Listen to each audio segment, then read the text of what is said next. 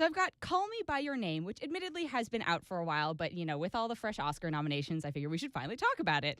It's one of those movies that I'd been hearing about for months, if not almost like a full year before I got a chance to see it. So I had some pretty high expectations. Yeah. And it's a good movie, but I wanted to do everyone the favor of lower your expectations a little bit. Because I do think it deserved some of the nominations it got. I thought it was interesting that Armie Hammer did not get a nomination for it. Me too. Yeah. Instead, both the guys from Three Billboards did. So that was an interesting. But Timothee Chalamet, who is the star of it, basically did, and I think he's very deserving. And so it's a love story, coming of age story between two young gentlemen in 1983 in Italy. And Timothee Chalamet plays the 17-year-old son of a professor who's working in Italy. So they're from an American family, but he's clearly grown up in Europe, so it's very his European sensibilities, I suppose. And Armie Hammer plays his father, the professor's grad level research assistant working for them for the summer. And what ensues is a courtship, of course. So basically, this is just a romance movie, right? But Armie's a lot older, isn't he? Yeah, but the funny thing is, so Armie Hammer is probably in his, 30s? Yeah. And he looks like he's probably could be a handsome 40s.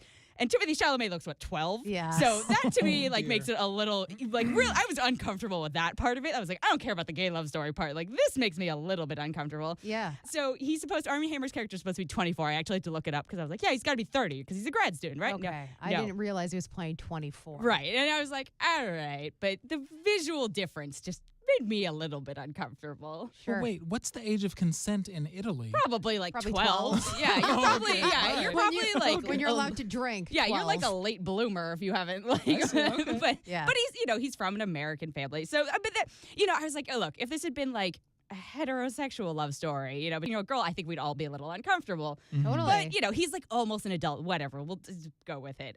Get over it. I had to get over it. I think the film is really beautifully shot, and I think kudos to Timothee Chalamet.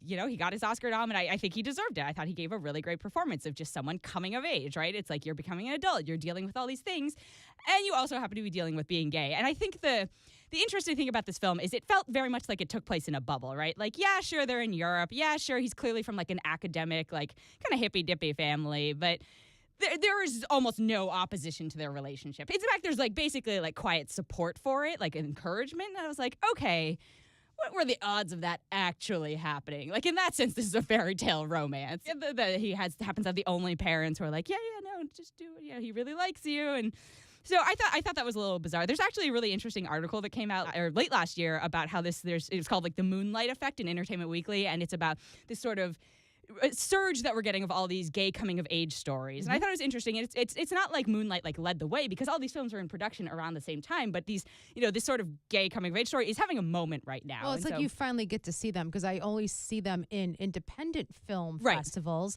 but you never get to see them out in the forefront, which is awesome. And admittedly, most of the movies that are like this, Call Me By Your Name is an indie film. Moonlight was an indie film, and it takes these kind of awards moments to get people to go see it. I'm hey, it's still in theaters. Go check this movie out. Yep. So I definitely think it is worth seeing.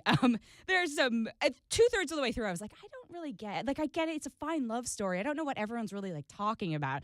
And then it really hit its stride in the last third of the movie. And there's some stuff you will never unsee. You'll never look at a peach the same way. Ooh, I can't wait. Now. Yeah. Hello. Think American Pie, more classically speaking. Yeah, it's got its American fit. That's a question for science, or maybe European peaches are bigger. But yeah, so there's some interesting moments. And there are moments I was look, these moments are so weird that they have to they feel earnest, right? That there's such a weird thing that if you're feeling repressed or feeling whatever, and you that's totally something somebody would do. That was feeling I have no other outlets. Here's a peach.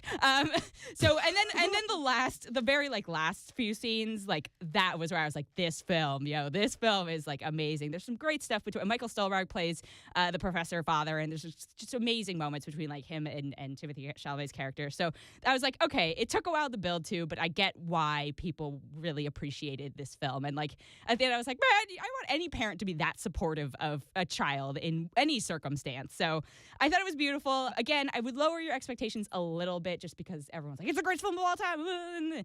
And there's another one coming out this year called Love, Simon that's already getting the same level of Call Me By Your Name hype, which is now Moonlight hype. And I'm is this just the thing now? Okay, fine. So I'm going to give it 4.3 out of 5. I definitely think it's worth checking out. Okay, so go see Call Me By My Name. Call Me By Your Name. Yeah, and that one too, starring Armie Hammer and Timothee Chalamet. Thank you.